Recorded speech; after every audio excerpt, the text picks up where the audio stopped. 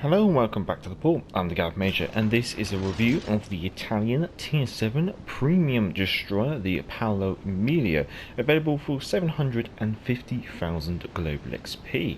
Now this is a Tier 6 and 7 game of Capture the Base on Estuary on the MO2 event Akatsuki, a Z23, a Fletcher, a Mayuku, a New Orleans, a Gneisenau, Bismarck Richelieu, and a Shakuku. So spawn on the right flank, and I'm going to do a bit of initial scouting, but obviously the location of the enemy carrier could be of a concern, so we're just kind of waiting to see those aircraft, and they are here as well. So with that in mind, I am not really excited about rushing ahead, and if I am, I'm going to want to be doing it away from the main thoroughfare of the enemy aircraft carrier. So I'm just going to push it a bit further out to the flank. So the Paolo Emilio, she is a Italian design, from the Project UP39. Now this was for the design of a armoured reconnaissance ship, hence high speed, I guess you could say. Now, although this design never really went any further on its own, it did evolve into a design for a light cruiser. This design, pardon my Italian I should say, but Capitani Romani light cruisers. These were actually developed into World War II, of which one would have been called Paolo Emilio. So, Paolo Emilio, she kind of treads that ground somewhere between a light cruiser and a destroyer. I'd almost say she's a light cruiser with some destroyer qualities, is the best way to put it. So we'll do the comparison to the Tech Tree Tier 7 destroyers there. So survivability, she has the highest HP of 24,400. Armour, armour's 6 to 60 millimeters, which is quite interesting for a destroyer, and it's always best to go back to port and actually take a look at the armour scheme of this destroyer, because it's certainly different to what you're normally used to expecting. So welcome back to the port and taking a look at the armour scheme of the Paolo Emilio, and straight away you're probably looking at it and going, that doesn't look normal for a destroyer. That almost looks what you could potentially say is normal for a Tier 5 or Tier 4 cruiser, and you'll probably be right. So obviously it's got the typical 20mm armoured plating when it comes to the bow and the stern, so we can take those away. Superstructure, it's your typical 13mm plating, so again, easily harvestable, I guess you could say. But we have some reasonably armoured turrets, and also almost what looks like an armoured belt. So looking at the turrets, it's covered in 30mm plating, which means this can cause 16-inch guns to actually ricochet, which is quite intriguing. So the turrets are actually quite survivable on the Paolo Emilio, which is, well, I guess going to be useful. And then we have what they call the vital ship part armour, which obviously is the engine space and stuff. It's pretty much this ship's citadel, but it doesn't grant citadel damage, I guess you could say. Interesting things to mention, the side armour is 60mm thick, which is sufficient to ricochet all AP, so that's your lower armoured belt. And then if you look at the end plates, or the bulkheads, there's actually a segment there which is 25mm thick, which can actually ricochet 14-inch guns. Now I'm not sure if there's like a hidden deck level somewhere inside this, but there's potential there could be. But obviously we can't see it, but it is covered in 20mm on the top.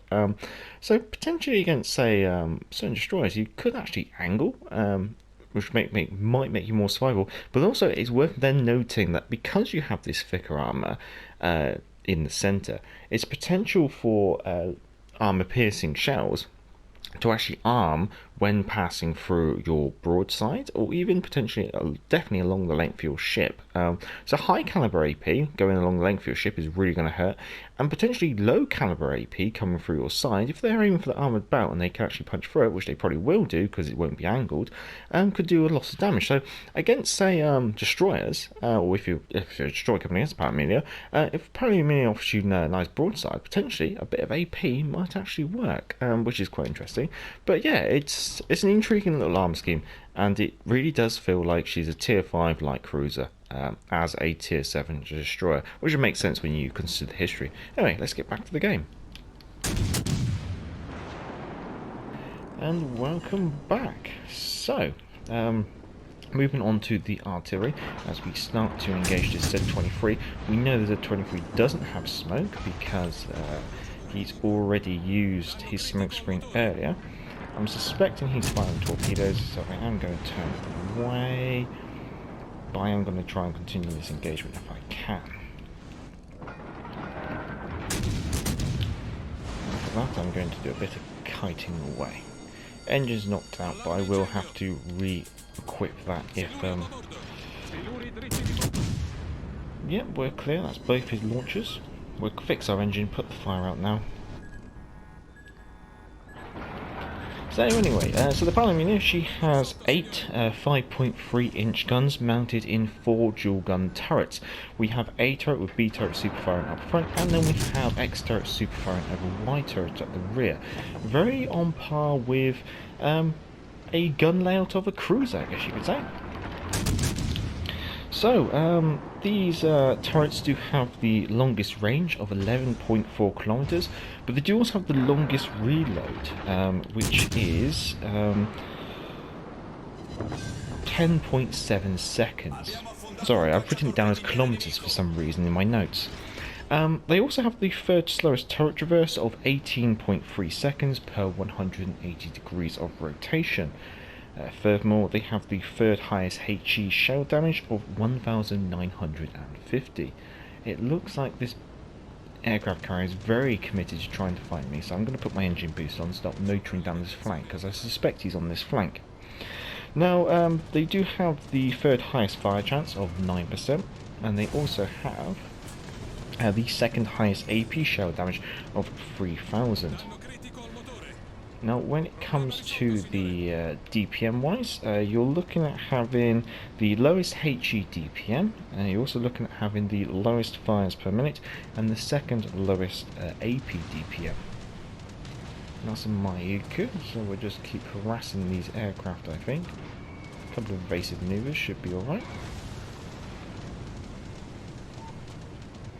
And the reason why I think the carrier is so invested into dropping bombs on me at the moment is because I suspect the carrier is only a matter of distance away from me.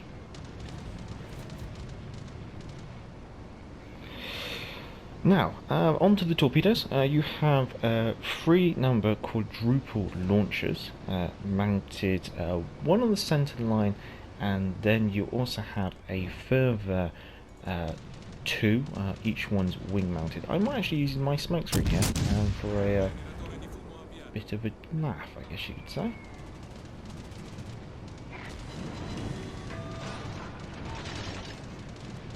Because I know the carrier's straight ahead. Anyway, so yeah, so you got one either side and one on the centre line, so you can bring 2 launchers to face each side, although ironically I've got 2 of them there you go. So the centre line can shoot both sides, but what you also got to note is that the centre line one can't shoot as far forward as the 2 wing mounted ones, so obviously that's one of the benefits of the wing mounted torpedo launchers. Now, these do have the second longest reload of 120 seconds and the longest reload per tube as well, so in general they are actually quite slow reloading torpedo launchers. Now, we're leaving our smoke screen and we found the Shokuku. What I might do, maybe we'll see if we can work the Mayuku over, because the Mayuku's not really noticed that I'm here, or if he hasn't noticed, it's going to be a little while. While we're doing this, we'll keep pressing onto the Shokuku. See if we can do a bit of AP into the side of the Mayuku. So yeah, highest damage at 23,767. Second largest detectability, however, which is 1.7 kilometers. Also second fastest at a speed of 67 knots. Now, whether we can molest the Shokuku for a bit, we'll have to see. We might do...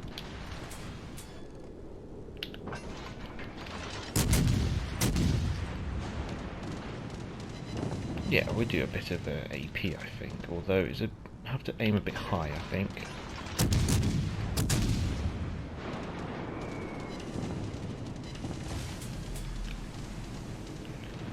Yeah, we'll use HE, I think. I think HE is going to be the better choice, but we'll continue. So yeah, shortest range torpedoes at 6 kilometers, which is a bit of a nuisance here because the Shikoku is obviously flying away from me. Manoeuvrability wise, you are the fastest at 43.5 knots. You do have the largest turning circle, which is 810 meters.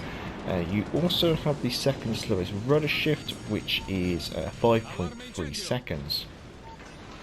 Concealment wise, you are the second worst detectability by sea, which is 7.3 kilometers. Furthermore, you're the third worst detectability from the air, which is 3.3 kilometers. Furthermore, second worst, worst detectability from smoke actually, which is 2.9 kilometers, and that's basically because but you got such large caliber guns for a destroyer. Onto your consumables, you do have 2 engine boosts. These will increase your engine speed by 8% for 120 seconds. This will take your base speed up to 46.98 knots, and this then has a 180-second reload. Now, in regards to smoke, you do have some choices. You can take standard smoke screen. You get 2 of these. This has a 20-second duration. That's how long smoke screen is going to be basically take to lay. Furthermore, you do have a 89-second dispersion. Let's see if this works.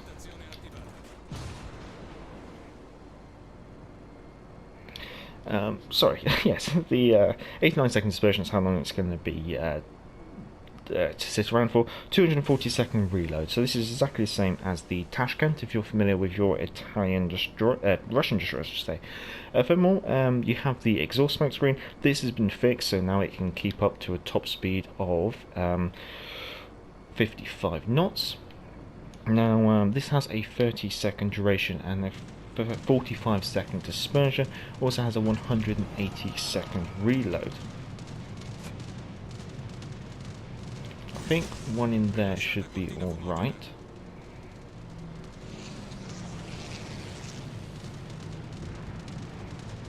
We might then have time.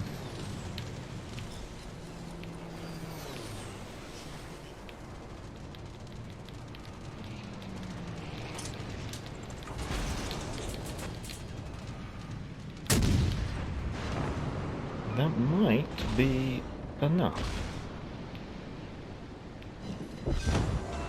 There you go. As always, down in the description will be the modules and the command build. Sorry I've been so distracted this game and have potentially messed up some things, but I've got the facts right. I've just maybe stored here and there. Modules I've taken is Aim Assistance Module 1, Propulsion Module 2, Concealment Systems Module 1, Main Battery Module 3. Also, it's worth noting that as a premium ship, she does come with Type 9 permanent camouflage, which is quite useful. 71,000 damage, 3 kills. That was the Mayuku, the Z-23 and the Shikoku. 130 hits on target, only 2 torpedo hits to take out the Shikoku at the end. Team results coming top of the team after. Okay, no, I can't complain really. I'll take that, especially when I'm reading from a book. Credit-wise, walking away with a profit of 306,000 credits. That's with a premium count and a rare credit booster. That's after a ship service cost of 144,000 credits. So, as a premium ship, she will have a improved earnage as amount of credits and stuff she's going to earn. So obviously, she is going to be a nice little money maker for Tier 7 if you do decide to go for her. I think now that they've fixed her smoke screen, her exhaust smoke screen, something it is a full speed smoke screen. That is very interesting. I think that makes this ship a lot more tempting for a lot of people. It's gone from a maybe to a definite on my list of ships to pick up. Well, as always, if you did enjoy this, feel free to give it a thumbs up. If you enjoy this content, feel free to subscribe. Let's say thank you to the subscribers and to the patrons whose names would be appearing on the end screen. Down in the description, command build, modules, link to the channel's Patreon if you want to support the channel Patreon, and the email address of the channel if you want to send any of your community spotlight videos or community videos that get featured on Monday. Until next time, I'm the Gareth Major, and back to the port. Hey, hey, clear the way, here comes the galloping Major. Bumpity, bumpity, bumpity, bump. Get out of the way there, you fellows, unless you want me to run you down. I guess this is the life. Now, hey, hey, clear the way, here comes the galloping Major.